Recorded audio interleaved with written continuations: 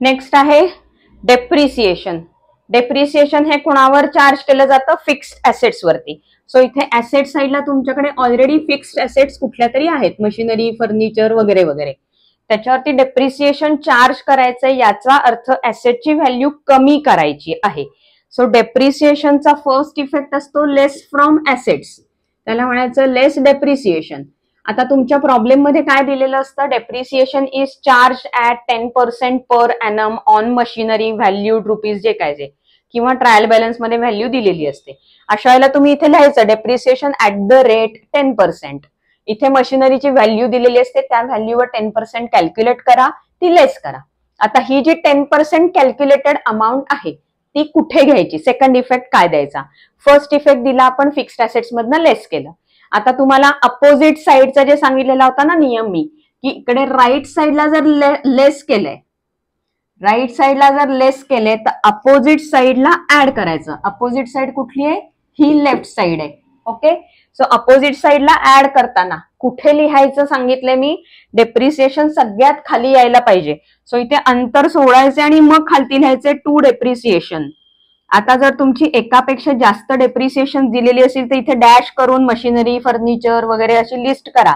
एक inner column करायचा, inner column मध्ये त्या अमाऊंट्स लिहायचे आणि त्याची टोटल घेऊन बाहेर लिहायची. कळलं? हे मी प्रॉब्लेम सॉल्व्ह करताना परत एकदा सांगेन. आत्ता काय लक्षात ठेवायचंय? Less from asset P&L debit अपोजिटला ऍड करायचंय. सो डेप्रिसिएशनचा फर्स्ट इफेक्ट येतो less from asset balance sheet, add कुठं करायचं? P&L debit as depreciation. बरोबर? कळलंय तुम्हाला? आता अप्रिसिएशन म्हणजे काय? डेप्रिसिएशन म्हणजे व्हॅल्यू कमी होणे, अप्रिसिएशन म्हणजे व्हॅल्यू वाढणे. फॉर एक्झाम्पल गुडविल आहे तुमच्याकडे, तर गुडविल तुम्ही 10 वर्षापूर्वी मोजलं, त्यावेळेला गुडविलची व्हॅल्यू समजा होती 5 लाख रुपये. आता तुम्ही कॅल्क्युलेट केलं तर ती 6 लाख रुपये झाली. म्हणजे काय झालं? अप्रिसिएशन झालं. सो ऍसेटचं अप्रिसिएशन सुद्धा होऊ शकतं. खूप कमी ऍसेटचं होतं, लँडचं होतं, प्रॉपर्टीचं होतं, गुडविलचं होतं, किंवा जे इंटँजिबल ऍसेट्स आहेत काही त्यांचं होऊ शकतं. सो अप्रिसिएशन झालं तर काय होणार? ऍड टू ऍसेट होणार, कारण फिक्स्ड ऍसेटची व्हॅल्यू वाढली आहे. सो इथे तुम्ही काय करणार? Add appreciation. सो अप्रिसिएशनचा फर्स्ट इफेक्ट येणार आहे add to asset. Second effect काय येणार आहे? जर राईट ऍड, तर इथे पण राईट ऍड, राईटला ऍड करायचंय. कळतंय? ऍड कुठे? Left add, right add. So इथे जर राईटला ऍड केले तर इथे पण राईटला ऍड करायचं. सो इथे काय म्हणणार आपण? By appreciation of fixed assets amount. आलं लक्षात? सो अप्रिसिएशनचा फर्स्ट इफेक्ट असतो ऍड टू ऍसेट्स बॅलन्स शीटला, आणि सेकंड इफेक्ट काय आहे? ऍड टू इन्कम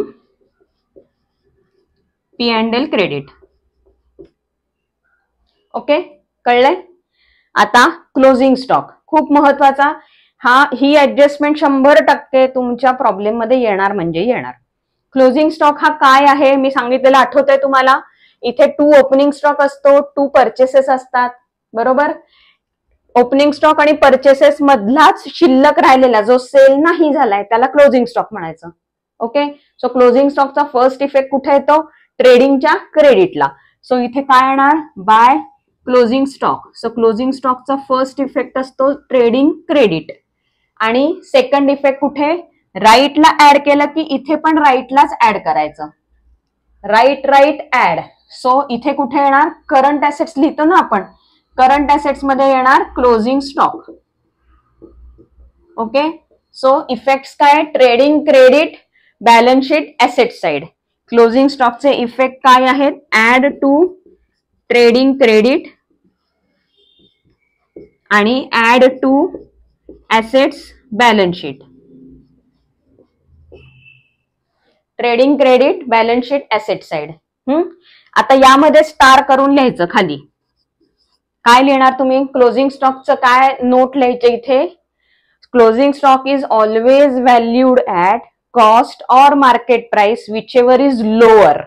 सो इथे सेंटेन्स लिहिणार तुम्ही, closing stock is always valued at cost or market price, whichever is lower. So तुम्हाला काय देतात, ऍडजस्टमेंट्स मध्ये देतात की closing stock cost price was dash dash and market price was dash dash. मग तुम्हाला कळायला पाहिजे त्याच्यातली जी कमी व्हॅल्यू आहे, लोअर व्हॅल्यू आहे, त्याची एंट्री करायची ट्रेडिंग क्रेडिट आणि ऍसेट्स. ठीक आहे, कळलं तिथपर्यंत? फोटो काढून घ्या. पुढची ऍडजस्टमेंट आपली आहे इन्व्हेस्टमेंट्स. इन्व्हेस्टमेंट्स वरती इंटरेस्ट ऑन इन्व्हेस्टमेंट आहे ऍक्च्युली हा, इंटरेस्ट ऑन इन्व्हेस्टमेंट. इन्व्हेस्टमेंट्स कुठे असतात? इकडे करंट ऍसेट्सच्या आणि फिक्स्ड ऍसेट्सच्या मध्ये इन्व्हेस्टमेंट्स असतात. सो इन्व्हेस्टमेंटची पोझिशन काय आहे? फिक्स्ड ऍसेट्स आणि करंट ऍसेट्सच्या मध्ये. आता interest on this investment, so interest is receivable on the investment. तुम्ही जर बँकेत एफडी केली तर त्याच्यावरचा इंटरेस्ट आणि प्रिन्सिपल एफडीची अमाऊंट असं सगळं परत मिळतं. सो ती जी इंटरेस्टची अमाऊंट आहे ही इन्व्हेस्टमेंट बरोबरच आपल्याला रिसिवेबल असते. So add to investment. Interest कुठे जाणार? पहिला तर तो इन्व्हेस्टमेंट मध्ये ऍड होणार, म्हणजे फर्स्ट इफेक्ट काय येणार आहे? Add to investment balance sheet asset side, बरोबर. आणि सेकंड इफेक्ट काय आहे? राईट साइडला जर ऍड केलं तर इथे सुद्धा राईट साइडलाच ऍड करायचं. Right right add, correct. So इथे जर राईट साइडला ऍड केले तर इथे आपण काय लिहिणार आहोत? बाय इंटरेस्ट ऑन इन्व्हेस्टमेंट, कारण ते आपलं इन्कम आहे, बरोबर का. सो पी अँड एलच्या क्रेडिटला काय लिहिणार आपण? Interest on investments. आता बऱ्याच वेळा ना तुमच्या ट्रायल बॅलन्स मध्ये इन्व्हेस्टमेंट जे दिलेले असतात त्या इन्व्हेस्टमेंट ह्या शब्दाच्या मागे एक पर्सेंटेज लिहिलेलं असतं. X percentage, 7% investment, 10% investment. So तुम्हाला अशी सेपरेट ऍडजस्टमेंट ह्याच्यामध्ये दिलेली नसते खाली की this much percentage is to be charge on investment, असं सेपरेटली दिलेलं नसतं. तर काय दिलेलं असतं? 10% इन्व्हेस्टमेंट असं ट्रायल बॅलन्स मध्येच दिलेलं असतं. तेव्हा तुम्ही समजून घ्यायचं आहे की या इन्व्हेस्टमेंट वरती 10% इंटरेस्ट चार्ज करायचा आहे. अजून एक लक्षात घ्या, या इन्व्हेस्टमेंटच्या कंसात ब्रॅकेटमध्ये जर तुम्हाला ती इन्व्हेस्टमेंट कधी केली आहे त्याची डेट जर दिलेली असेल तर तुम्हाला त्या डेट पासून एंड डेट पर्यंत कॅल्क्युलेशन करायचं आहे. ओके, सो इथे तुम्हाला इफेक्ट सेमच आहेत. Add to investment balance sheet asset side आणि पी अँड एल क्रेडिट. फक्त तुम्हाला काय करायचंय, हा पर्सेंटेज जे दिलेला आहे त्यांनी हिडन ऍडजस्टमेंट म्हणतात याला, तुमचं तुम्हाला कळलं पाहिजे. आणि ह्याची जी डेट आहे इन्व्हेस्टमेंट किंवा गव्हर्नमेंट बॉन्डची, सो इथे तुम्हाला स्टार मार्क करून काय लिहायचंय? From date of investment till 31 March असं कॅल्क्युलेशन करायचंय. सो हा जो पिरियड आहे date of investment to 31 March, तेवढ्या पिरियड साठी तुम्ही हा इंटरेस्ट कॅल्क्युलेट करणार आहात आणि तेवढ्या इंटरेस्टची एंट्री करायची. फॉर एक्झाम्पल 1 जानेवारीला समजा तुम्हाला इन्व्हेस्टमेंट केलेली असेल तर जानेवारी, फेब्रुवारी, मार्च 3 महिन्यासाठी तुम्ही इंटरेस्ट कॅल्क्युलेट करून घ्याल आणि इथे add to investment P and L credit. Next आहे X% लोन किंवा इंटरेस्ट ऑन लोन. सेम असत जसं इन्व्हेस्टमेंट इथे आहेत तसं लोनची पोझिशन कुठे? वर कॅपिटल आहे, खालती करंट लायबिलिटीज आहेत, ह्याच्यामध्ये लोन असतं. सो लोन कुठे असतं? कॅपिटल आणि करंट लायबिलिटीजच्या मध्ये.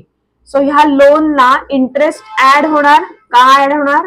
कारण जेव्हा आपण लोन घेतो त्यावेळेला प्रिन्सिपल बरोबरच आपल्याला त्याच्याचा इंटरेस्ट पे करायला लागतो, बँकेला म्हणा किंवा कोणालाही ज्यांच्याकडनं लोन घेतलंय.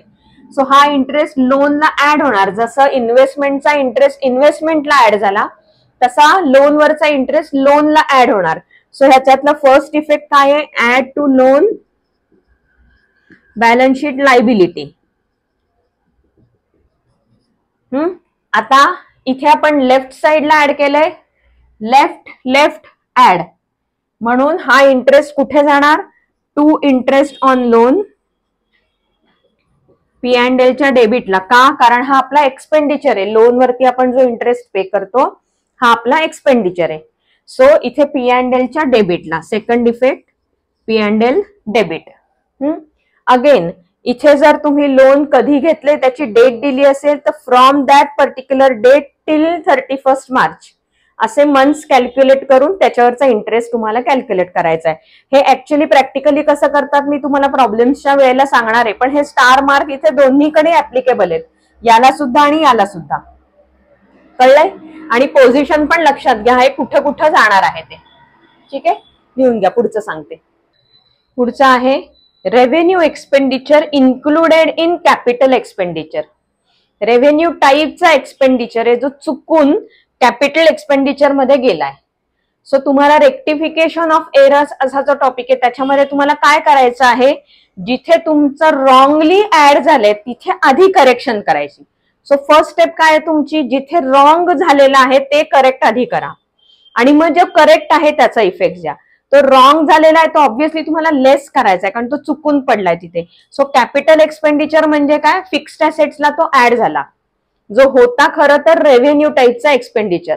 So transport for example, transport हा ऍक्च्युली तुमचा रेग्युलर सेल साठीचा किंवा रेग्युलर मटेरियल प्रोक्युअरमेंट साठीचा होता, म्हणजे तो रेग्युलर तुमच्या डे टू डे ऍक्टिव्हिटीज मधला ट्रान्सपोर्ट होता. तो चुकून फिक्स्ड असेट्सला ऍड झाला कारण त्याच सुमारास कधीतरी तुम्ही एखादा फिक्स्ड असेट मशिनरी परचेस केली आहे आणि त्याच्यावरचा सुद्धा ट्रान्सपोर्ट पे केला होता. सो अकाउंटंटचं कन्फ्युजन झालं आणि हा ट्रान्सपोर्ट जो डे टू डे ऍक्टिव्हिटीजचा होता तो चुकून त्यांनी इथे मशिनरीमध्ये ऍड केलाय. आता तुम्ही काय करणार आहात, तो ट्रान्सपोर्ट मशिनरीसाठीचा आहे का, नाहीये. सो आधी करेक्शन काय करायची की लेस फ्रॉम कॅपिटल ऍसेट. सो जेव्हा असं चुकून झालेलं असतं ना तेव्हा करेक्शन आधी जिथे चुकून झाले तिथे पहिल्यांदा करायची. So less from capital assets. So मी हे डेप्रिसिएशनचं आता खोडते. इथे तुम्हाला काय लिहायचंय, लेस रेव्हेन्यू एक्सपेंडिचर. म्हणताना तुम्ही काय म्हणायचंय, लेस रेव्हेन्यू एक्सपेंडिचर. का, कारण तो रेव्हेन्यू टाईपचा होता चुकून कॅपिटल मध्ये आलाय. आता तो जर ट्रान्सपोर्ट असेल, पहिली रेक्टिफिकेशन आपण काय केली, less from capital asset. Capital asset मधनं ती पहिली आपण लेस केली. आता करेक्ट इफेक्ट द्यायचा आहे. करेक्ट इफेक्ट एक्सपेंडिचर असल्यामुळे राईट साइड लेस असेल तर अपोजिट साइड ऍड असतं.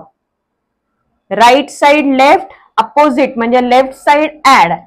आता इथे ऍड करताना तुम्हाला तो एक्सपेंडिचर जो रेव्हेन्यू टाईपचा आहे तो ट्रेडिंग मधला आहे का P&L मधला आहे ते बघायचंय आणि त्याप्रमाणे तुम्हाला लिहायचं आहे.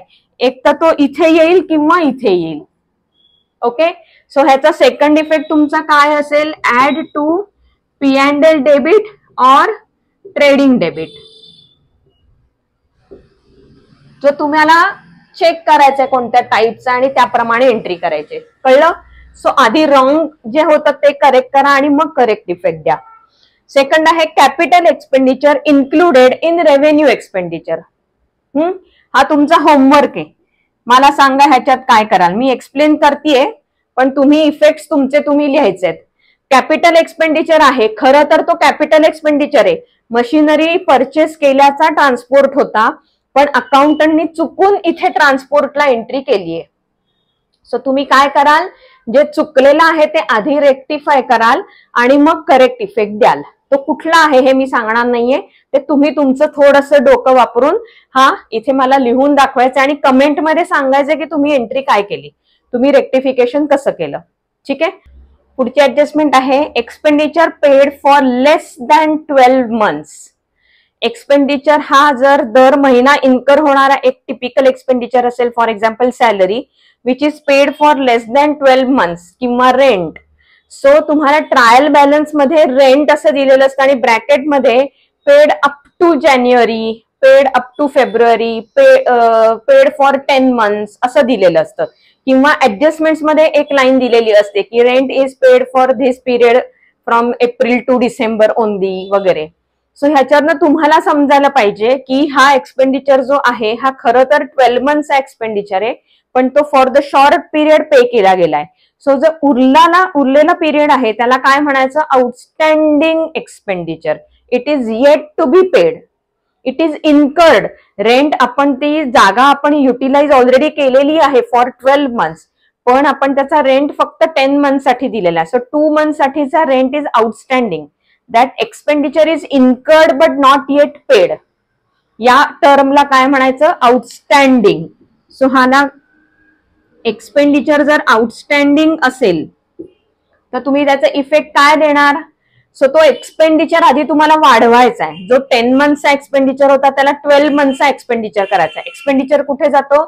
ट्रेडिंग डेबिट किंवा P&Lच्या डेबिटला जातो. समजा तो ट्रेडिंग डेबिटचा होता असं आपण समजा हे करूया की फॅक्टरी रेंट होतं. एक्झाम्पल देते बरं का मी. समजा फॅक्टरी रेंट होतं 10 मंथचं, त्याला तुम्ही काय म्हणणार? Add outstanding. आउटस्टँडिंग शब्द आला की ऍड करायचं एक्सपेंडिचरला. आउटस्टँडिंग ऍड केलं कारण 10 मंथ्स होतं त्याला तुम्ही 2 मंथ्स ऍड केलं. सो फर्स्ट इफेक्ट काय दिला आपण? Add to respective expenditure. Expenditure कुठे असतो? P&L डेबिट किंवा ट्रेडिंग डेबिट. सो तुम्ही आधी एक्सपेंडिचरला ऍड करणार. आता लेफ्टला ऍड केलं की इथे सुद्धा लेफ्टलाच ऍड होणार. Left add. ओके. सो इथे म्हणताना काय म्हणायचं? आउटस्टँडिंग एक्सपेंडिचर म्हणून इथे अमाऊंट ऍड करायची. आता तुम्हाला मी इथे जी एक्सपेंडिचर आउटस्टँडिंगचं सांगितलेलं होतं ना त्यातलाच हा एक प्रकार आहे, पण हिडन ऍडजस्टमेंट आहे. हे असं तुम्हाला लिहून दिलेलं नसतं की एक ऍडजस्टमेंट्स मध्ये अशी रो लिहून दिलेली नसते. ही हिडन ऍडजस्टमेंट आहे तुमची, तुम्हाला कळायला पाहिजे. आउटस्टँडिंग मधलं की एक्सपेंडिचरला ऍड करायचं, लेफ्ट ऍड म्हणून लायबिलिटीला ऍड होणार आहे. तसंच जर income received for less than 12 months असेल, आपल्याला इन्कम मिळणार आहे, ते जे इन्कम आहे हे लेस दॅन 12 मंथ्स आहे, तर तुम्ही काय करणार? Add to income. Add to income करायचंय. कुठे जाणार? P&Lच्या क्रेडिटला. इन्कम आपण कुठे घेतो? P&Lच्या क्रेडिटला घेतो. सो इथे समजा कमिशन होतं, इनडायरेक्ट इन्कम कुठलं तरी होतं, ते आउटस्टँडिंग आहे, त्याला आपण ऍड करायचं. ह्याचं कॅल्क्युलेशन तुम्हाला करायला लागणार आहे बरं का. कॅल्क्युलेशन तुम्ही कसं करणार? समजा 1000 रुपीज तुम्हाला दिलेले आहेत किंवा 10,000 रुपीज तुम्हाला दिलेले आहेत for 10 months. So per month किती झालं? 1000 रुपीज. सो तुम्हाला 2 मंथचे किती घ्यायचे? 2000. सो ऍड किती करायचे? 2000. हे तुमचं कॅल्क्युलेशन करायचं आणि वर्किंग नोट मध्ये दाखवायचंय. सो तुम्ही इथे काय करणार आहात? Add to income P&L credit, write add outstanding income asset. हे बॅलन्स शीट ऍसेटला येणार आणि हे बॅलन्स शीट लायबिलिटीला येणार. ओके, कळलंय? यांना हिडन ऍडजस्टमेंट्स म्हणतात. हे तुम्हाला कळायला पाहिजे, तिथे बघूनच कळायला पाहिजे ट्रायल बॅलन्स. त्यानंतर आहे expenditure paid for more than 1 year. For example 3 वर्षांचा इन्शुरन्स पे करतात किंवा 2 वर्षांचं कॉन्ट्रॅक्टचे पैसे पे करतात. सो 5-5 वर्षांची कॉन्ट्रॅक्टची अग्रीमेंट्स केलेली असतात, त्याला काय म्हणायचं? Expenditure is paid for more than 1 year. पण आपल्याला फक्त करंट अकाउंटिंग इयरच घ्यायचंय. सो उरलेले जे इयर्स आहेत ते कट ऑफ करायला पाहिजेत. कळलं? सो ते कट ऑफ करताना किती अमाऊंट कट ऑफ करणार? सो फॉर एक्झाम्पल पुन्हा एकदा तुम्हाला इथे वर्किंग नोट बनवायची की जी काही अमाऊंट तुम्हाला दिलेली आहे तिथे इयर्स दिलेले असतात. समजा तुम्हाला 9000 रुपीज पे केलेत फॉर 3 इयर्स असं दिलेलं असेल, तर तुम्हाला कळायला पाहिजे की 3000 रुपीज फॉर 1 इयर असं ते कॅल्क्युलेशन आहे. सो 3000 जे 1 इयरचे आहेत त्याच इयरचे 3000 इथे दिसले पाहिजेत. मग जे प्रीपेड आहेत, पुढच्या वर्षीचे आत्ताच पे केले, त्याला काय म्हणायचं? प्रीपेड. प्रीपेड अमाऊंट किती आहे? 9000 मधले 3000 जर करंट इयरचे असतील तर 6000 ही अमाऊंट झाली प्रीपेड. आता तुम्ही ते लिहिणार कसं? फॉर एक्झाम्पल इथे इनडायरेक्ट एक्सपेंडिचर 9000 रुपीज होता, आता आपण जे एक्झाम्पल घेतलं त्याच्यात. प्रीपेड एक्सपेंडिचर हा इनर कॉलम मध्ये लिहायचा. 9000 प्रीपेड एक्सपेंडिचर 6000 लेस करा. आउटर कॉलम मध्ये किती आला? 3000. जो करंट इयरचा आहे, करंट इयरचा जो असतो तो एक्सपेंडिचर P&L ला दाखवायचा असतो, आउटर कॉलम मध्ये येणार. हा जो 6000 पुढच्या 2 वर्षांसाठी दिला, पुढच्या वर्षीचे 3000 आणि त्याच्या पुढच्या वर्षीचे 3000, असा हा जो 6000 रुपीज प्रीपेड आहे तो कुठे जाणार आहे? लेफ्टला लेस केलं की राईटला ऍड करायचं असतं, बरोबर ना? लेफ्टला लेस केलं की राईटला ऍड ऍज प्रीपेड एक्सपेन्सेस 6000. कळलं? अमाऊंट कोणती घ्यायची आहे? अमाऊंट घेताना चुकायचं नाहीये. एक्सपेन्सेसची अमाऊंट 9,000 दिली फॉर 3 इयर्स. सो एका इयरचे झाले 3,000, जे करंट इयरचे 3,000 म्हणून मेंटेन करायचे. मग डिफरन्स कुठे जाणार? प्रीपेड एक्सपेन्सेस म्हणून ऍसेटला जाणार. कळलंय? कन्सेप्ट क्लिअर होतात. ह्यांना हिडन ऍडजस्टमेंट म्हणतात. सो इथे तुम्ही expenditure paid for more than 1 इयरला काय म्हणाल? लेस प्रीपेड एक्सपेन्सेस आणि बॅलन्स शीट ऍसेट. कळलं? Less prepaid expenses, balance sheet asset. लेफ्टला लेस केलं, राईटला ऍड केलं.